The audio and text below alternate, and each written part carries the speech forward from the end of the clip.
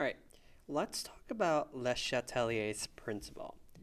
And it says that when a system at equilibrium for a long period of time is subjected to a change in concentration, temperature, volume, or pressure, the system will change to a new equilibrium, and this change counteracts the applied change. What the heck does that mean? Well, let's dissect this carefully. Acetylsilic acid, which is also known as aspirin, in this case it's HA, right? That can get converted into H plus, which is our proton, right? This is a proton. And its conjugate base, right over here. And this is from your Gen Chem course. Now, if you've never had Gen Chem, this is just basic Gen Chem that's important for you to know, and that's important, right? It is also possible that the products here on the right-hand side can be converted, these are the products, can be converted back to reactants. So what's going to determine, right, at some point, the rate of product formation, which is the production of H plus, which is our proton and its conjugate base, will eventually equal the rate of reactant formation, which is the production of acetylsilic acid, right? At that point, we have a term. We call this equilibrium, all right? At some point, there's always going to be reactants that make products, and there's always going to be products that make reactants. At some point, that rate is going to be equal, and we call that equilibrium. Now, and they're happy, all right? Well, what's going to happen if we disturb that equilibrium? In other words, if I were to dump a lot of HA in there, a lot of acetylsilic acid, or aka aspirin, right?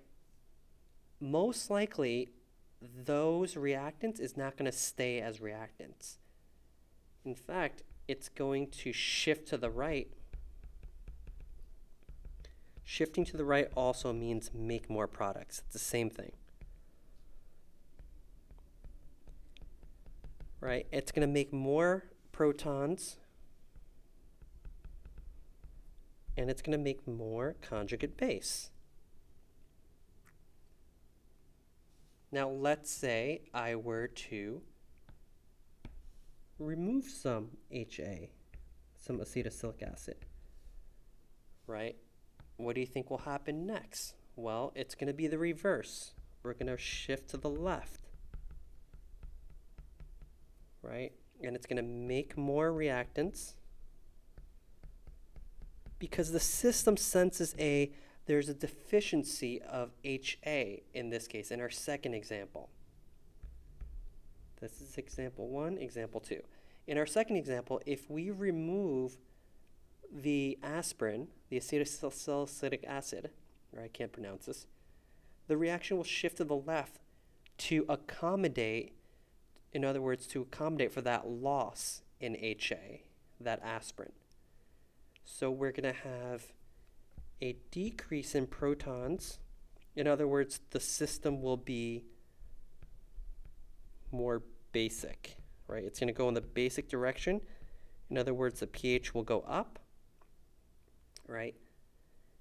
And there's also going to be a decrease in conjugate base, because what's going to happen here is the protons and the conjugate base will combine to make up for that loss in acetylsalicylic acid.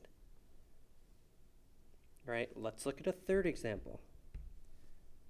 What would happen if I removed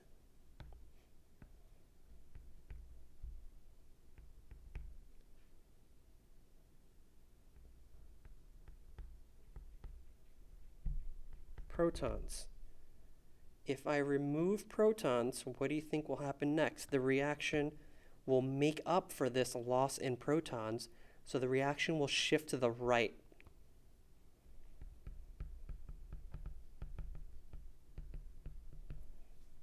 Right? It's going to shift to the right and make more protons to accommodate for that loss of protons. Let's look at a fourth example. In chemistry, remember these are your molar ratios. So there are 2 moles of material on the product side,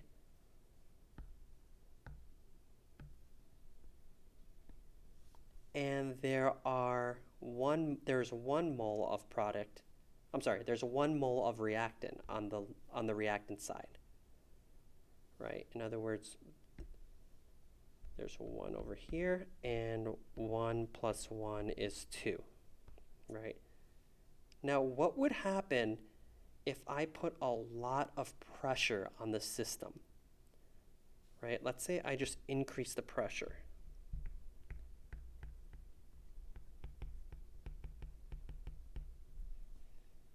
Right? Well, if you're putting a lot of pressure on a system, usually the side with the least number of moles will be favored. Because if you have a lot of pressure in the system wants to decrease that overall pressure.